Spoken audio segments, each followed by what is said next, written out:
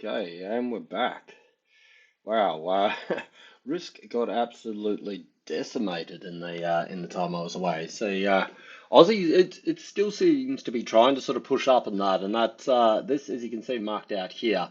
This is a heavy sort of resistance area and that. So, you know what I mean? We've just clipped it, and every single time it hasn't even sort of attempted to sort of close on the daily. This is the daily chart here, hasn't even attempted to sort of like close up around it. As soon as it's come into this zone, look at the size of these wicks, particularly these last two here. That is a solid rejection. Um, so obviously sort of like, it's been smacked right down. I think we've taken out sort of, this makes it sort of like yearly lows. We're sort of getting back into this sort of pre-marked support zone from, when's this, November 22. So, you know what I mean? What's that? 11 months. Lows, so almost 12-month lows, but certainly, this calendar year lows. A couple of interesting sort of things that we're seeing here at the moment, though. Which I honestly, I didn't think this was going to play out to this level, but you had this double top up here, and that's actually played out, and you've seen the completion, which came in line with this zone down here as well. So that's now sort of played out and been sort of completed. So obviously, I mean, this sell down has just been just ridiculous. I mean, if you have a look at it on the weekly, it's just been relentless. But we are starting to see really a sort of bit of a sort of tight consolidation here, and we've got NFP tonight, so let's sort of see what happens with that. But realistically, if it can hold up here and anything sort of back up into the zone, um, in terms of a weekly close, will give it sort of a bit of a sort of a good chance, or at least reason, to have yet another punch and touch on this 65 level. And I'll get onto a couple of other parts that sort of support a little bit more of a risk rally potential in sort of like the coming weeks at least, in a moment. But certainly, yeah, if we can get a close that stays back up in this zone, in this range here, I expect a little bit of momentum to carry through here. And you just got to think, every time it hits these zones, every time sort of you've got sellers pushing it down, sellers pushing it down, every single time it hits this and it gets rejected down, it does weaken the sellers from this level. Like, you've got people that have been short here the whole time. How many times are they going to risk just giving back even more of their profits as it sort of keeps coming up and touching this here? So my sort of feeling is that, particularly, so we're still down in this oversold, even though it's sort of starting to tip down a little bit. I think this is due to this, obviously, sort of heavy sell down this week. But certainly, if this can close up, 64, to be safe, let's say 64, but realistically, sort of 63, 70-ish plus. So 64 plus, I reckon it's a good chance for a sort of tackle on 65 coming next week. Back onto the daily, we are sort of seeing a little bit of a solid sort of push off from these levels here. Another sort of reasoning sort of like for sort of like, a bit of a sort of the buyers coming in these levels. We're seeing this sort of like, it's almost like a megaphone. Well, it is a megaphone sort of thing. I'm not a big fan of these. And honestly, when it was up here, again, I didn't think, we see down here and we saw the reaction. So that's 1, 2, and 3 here. I didn't think we were going to get back down to these levels, but risk has just been absolutely smashed, and this run on DXY has just been just crazy. So obviously, I've been trading sort of trying to get on the long positions and that every time it's sort of broken here with the back test, and this proves quite well. But obviously, sellers are just still pushing it down further and further. So we've got a little bit of this resistance. So if we can drag this one up here now, you can start to, there's no point looking at that old line, but we're starting to see that this has certainly been respected a few times here now.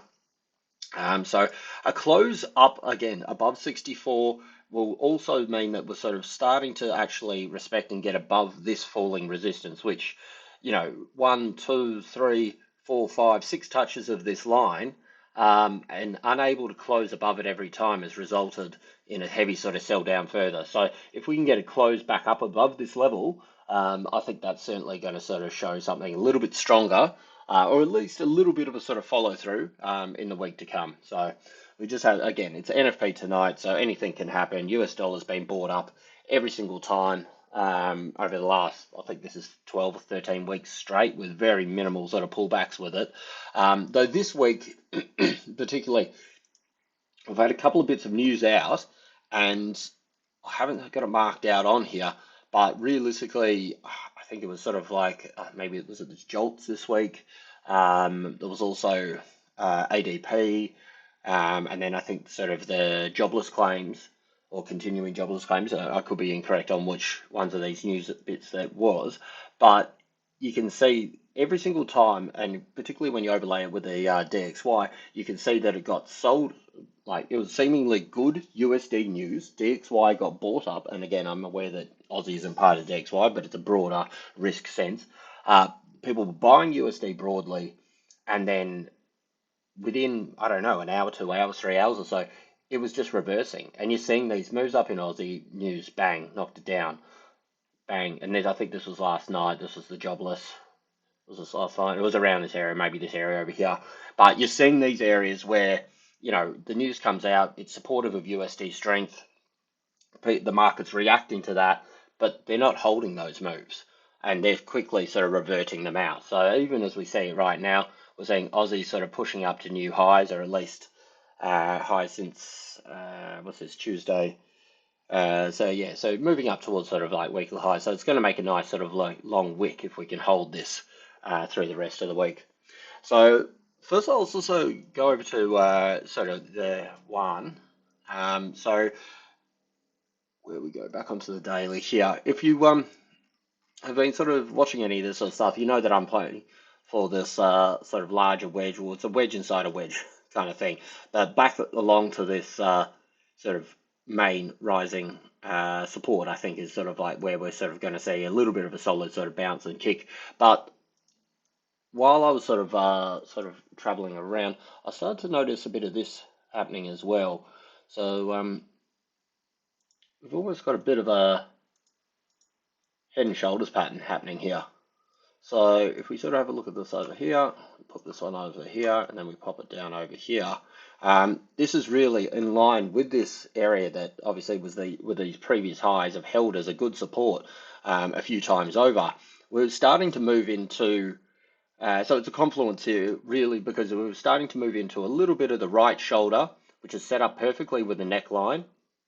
So a measured move on this would be looking around this area here. So this one will be a measured move, and then we'd be dragging this out down the bottom here. So that's a measured move.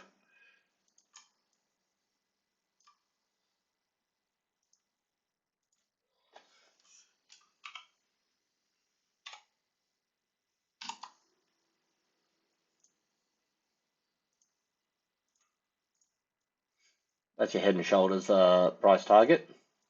Sort of coming down the side over here, if this were to sort of play out, which at the moment, is very plausible that it sort of will be. We've also seen, as I said, it was a confluence, this trend. So this is the main trend that will come up here. So we'll make this one a bit fatter.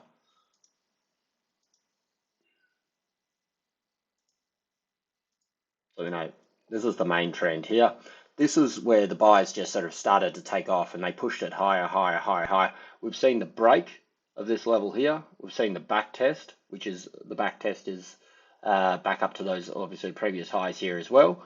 And now we're seeing a drop off coming back down here. So let's see, clean it up a little bit.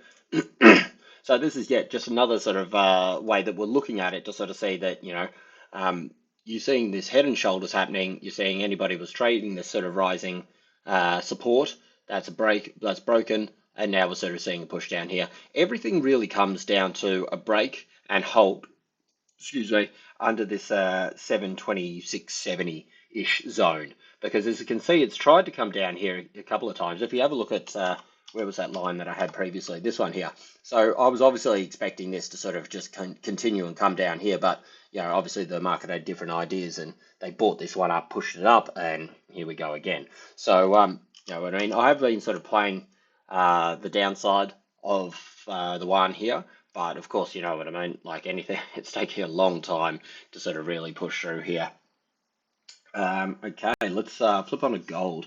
Gold's, geez, but just before I left, I was sort of touting this inverted head and shoulders, and interesting enough, it did actually sort of pretty much play out because I know these charts are a little bit scrappy. I'll have to sort of clean these ones up a little bit, but if we put this onto, I think it was the 4 hour that I was sort of trading off here, and as you can see, we had the shoulder, we had the head. I said this bit here was a little bit trappy, and I expected the push up here, which is what we got. Came up here. I thought it might have ranged a little bit more to sort of match the side of this here, but it just really took off.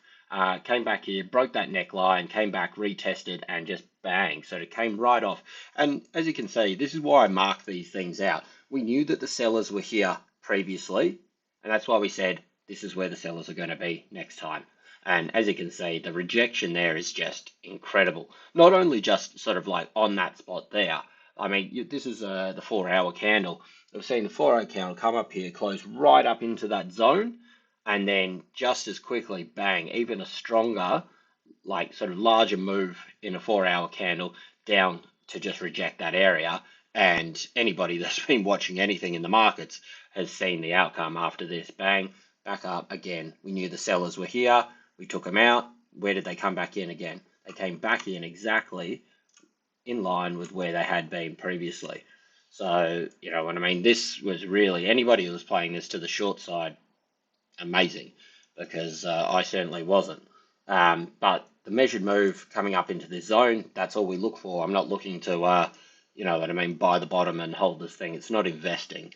We're looking to trade these things, and that's why we're in and we're out. Yes, okay, we miss the sort of, you know, the $100 moves and all this kind of sort of stuff, but if you get sort of, you know, 10, 20 buck moves, they're massive moves in gold. And if you can do that, sort of, it's a lot easier to do that 3 or 4 or 5 times over than it is to sort of get onto one of these $100 moves, in my opinion anyway. Maybe some other people find it easier, but in and out, that's trading. You know what I mean? I'm not looking to invest in gold. I don't care if it goes up or it goes down, really. I just want to capture which way the sort of price action's moving. But anyway, back to all this. Gold has absolutely been decimated, and it's broken through where I sort of thought. I thought we would have got a little bit of support around this 1850 zone, just based on the fact that this was a pretty strong sort of falling resistance here. I thought you could have matched it up and potentially got a little bit of a channel action happening, sort of coming down here, but it's just blown completely through there. So realistically, I might actually just clear some of this stuff up, because you know, we're miles off these levels here, so you know, it's a long way to go. But as you can see, look, previously marked out, these are the sort of parts where we sort of thought, you know, buyers are going to be here. You know, we've seen it happen before. We've seen the reaction that's happened from here. I mean, this was the level where it really started off after this pullback. I mean, we've 1958 down to 18. Was it 1808, 1805 or so in change? So that's 150 buck move back, double test of the bottom there, and that's what sparked that big explosion up here. Of course, you had the fundamentals sort of backing that as well around the banking crisis of those small banks and all that kind of stuff. So I think that added to it all. So I'm not expecting necessarily the same sort of reaction, but we know that the market as a whole really valued it from here. And once it took off from here, you know, they would up, so pushing it all up. So it's only expected that you're going to get some sort of buying action come in, as we're seeing now in this zone as well. Break this zone, and okay, you know, where are we looking? I'd have to sort of do a little bit more of a sort of deep dive into it, but you know, we're looking just off the quick sort of eyeball, 1750 zones. I mean, you're going to get these smaller levels through here, but 1750 could be a very real possibility if 1800 gets broken and holds underneath there. Certainly the momentum's in the downside here at the moment, but yeah, there's certainly, you know, it's trying to hold this zone. Excuse me. So we are seeing a little bit of a sort of negative divergence happening here as well, which I love. Negative divergence. So we're seeing this one sort of coming down here while price is pushing down. At the same time, from this low, which is this low down here, to this low, price has moved down, buyers have moved up.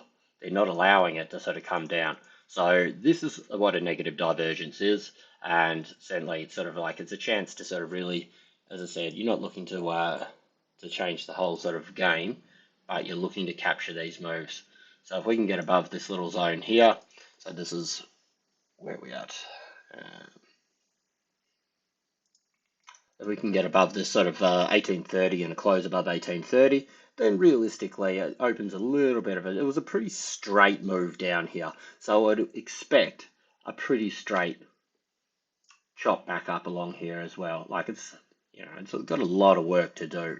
But certainly, as I said, 1830 for me, a close above there, at least on a 4 hour high time frame, better of course, is going to signal a little bit more of an upside. But I like this negative divergence coming off a well-known buy area. DXY. Okay, so I mean, this has just been insane, and I don't think anybody really picked that this would just continue on so much. I mean, this was the main trend. Again, it's quite scrappy. Let's get rid of a couple of these. This was the main trend that I was sort of following. There was a couple of areas here. Obviously, we've had this sort of falling resistance. I thought this was going to come up here and pinch and just sort of fall back down. No, it didn't. It kept going forward. Even once it sort of broke through that, came back down here, bang, exploded again and again and again. So it's really been quite remarkable. But we're seeing the sort of the upper end, as you can see, we've got the levels marked out here. From the previous video saying that, look, if we bust through this area, this is where we're going to go. Why? Because, we've seen it before. These are where the sort of the sellers are. And if we flip it onto the weekly, you can see again, here's the weekly. So sellers are here, sellers are here. It just chopped through. I mean, look at how many weeks this has gone up through here. It's just crazy. I mean, it's overbought to all hell. Like, there's no more room to go. It's just flatlining at the very top of overbought. But you're sort of seeing these areas here where sellers have been previously, and you're seeing that rejection finally with a top wick. One difference with this one at the moment is that every single week here, even with this one here that was like the sort of the long-legged doji or whatever you want to call it, these ones, you know what I mean, they've just continued up. We haven't really seen a lot of top wicks. Of course, there's earlier week down here, but that was week 3. And what are we on? 1, 2, 3, 4, 5, 6, 7, 8, 9, 10, 11, 12, 13. So 13 weeks straight, flatlining overbought, coming into this sort of sell zone here. Again, NFP tonight. So we've seen a couple of pullbacks here, 1, 2, 3 day pullback, and bang, hit it off 1, 2, 3. So we're coming into this 4th day of sell down here, coming back from this zone. As I said, this was the line that I was looking. Technically, we're on the underside of this, and it has actually been respecting it somewhat. Obviously, a little bit choppy as it sort of worked out where it was going to go through here, but as much as it sort of held for support, I mean, obviously that's where it started, but support, support, support, support, support, broke, stuffed everybody, even sort of I got caught out with these ones here, but now we're seeing it come up here, resistance, resistance, resistance. So we are on the underside of this trend, and it does seem to be respecting this line quite well. So there's a couple of reasons there that are sort of saying that, there is potential for a little bit more of a cooling off on USD, at least in the sort of short term.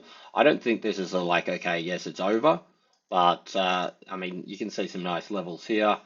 Realistically, because it sort of churned its way up here so much, we're going to see quite a few sort of levels for it to sort of break through on the way down for it to really sort of commit to this downside. I mean, that's just, again, this is just a quick eyeball of things, but I'll sort of get myself back up to speed. But there's a couple of levels for us, just maybe to the downside. But certainly, you've got a couple of things here, underside of this sort of trend that it was respecting earlier in the move. The fact that it's 13 weeks straight, it's overbought to all hell, and you're in a sort of well-known sort of resistance zone. So these kind of things could say that we're seeing a bit of a pushback. I think as well, sort of like I just sort of showed on China with Yuan. If we see that continue to push down, I think that's going to, again, add to an overall USD selling off, which proxy will be good for Aussie. It'll also probably be a little bit better for copper, which copper's in a pretty sort of bad state from a technical standpoint at the moment as well, which I'll get to in a second. But also you saw this week I can't remember what news it was. Was it the ADP? Could have been again. So I've been little bit out of touch with the drops of data, but I did see the BOJ really step in as soon as UJ got to 150. So if we flip over to this and jump down onto lower time frames, 2 minute might be a little bit ridiculous, but going back, what was it, a couple of days through? Yeah, I mean, guess where it was? There we go. So this is a news drop here. So I was watching this as it happened, and I wasn't watching UJ, but I was watching the market, and then all of a sudden, Twitter was blowing up with sort of people going, "Oh, boom, boom, boom, what's happening?" So of course, you flick across, and it's amazing the strength of these central banks. We saw PBOC do it the other week, and now BOJ is also stepping in. So maybe it's a culmination of a couple of these central banks all sort of going at the same time. Look, you know what? This is a bit done at these levels. We're not going to let our own currencies depreciate that much. And you're seeing these large interventions, but this one here, what are we saying? I mean, this is a 2 minute candle as well, mind you. So realistically, I mean, if you want to count that top one, but whatever. 1, 2, 3. So we're saying 6 minutes for 2%. I mean, yeah, it would only be a central bank that could move markets that heavy. So anyway, but as I said, I don't trade UJ. It was just something interesting to watch because obviously these flows are going all over the market. So yeah, certainly good to see where the broader sense of USD strength and subsequently weakness is as well. Finally, if I have a quick look at copper, and we go back, get off the 2 minute, go back to the daily, broke its large triangle, if I can sort of find where we're at here. Yeah, broke its large triangle. And this is what sort of makes things look a little bit dicey here, is that, if you look back, where are we at? So where's this? This was back in July. We broke here, and then it came back in. We tried to break here. Don't really count that because it really clipped it and rejected down. And that was a great trade, this one. That was out of that falling wedge that we were trading. But this one here makes things a little bit risky. Only just the fact that, one, we broke it and we came back inside. That's fine. But then we broke it again and we took out the lows. That's the confirmation to a certain degree. You can see the market is starting to sort of buy it at this level. So, you know what I mean? I don't think it's about to sort of completely just give up the goose in that. I think at least we've got a couple more sort of pushes down here. But again, sort of this is where the buyers were previously, and this is where we're looking now. So, these are why they sort of support levels, and it's always important to sort of look left so you can sort of see where they had been previously and work out where the next level may be. Underneath here, again, I've got to sort of do these, so it's a little bit more just sort of eyeballing, but you're looking at a fairly substantial drop off if it does go down under this level here. So that's certainly one to watch in that, but I think sort of if China and the yuan and that can play out and sort of cool off a little bit, if we can see USD sort of calm down a little bit, if we can see the market go, okay, you know what, the whole world isn't completely falling apart, at least quite yet, we can certainly see a bit of a push back up into this zone here. I would like to sort of think that this whole area is a double fake out.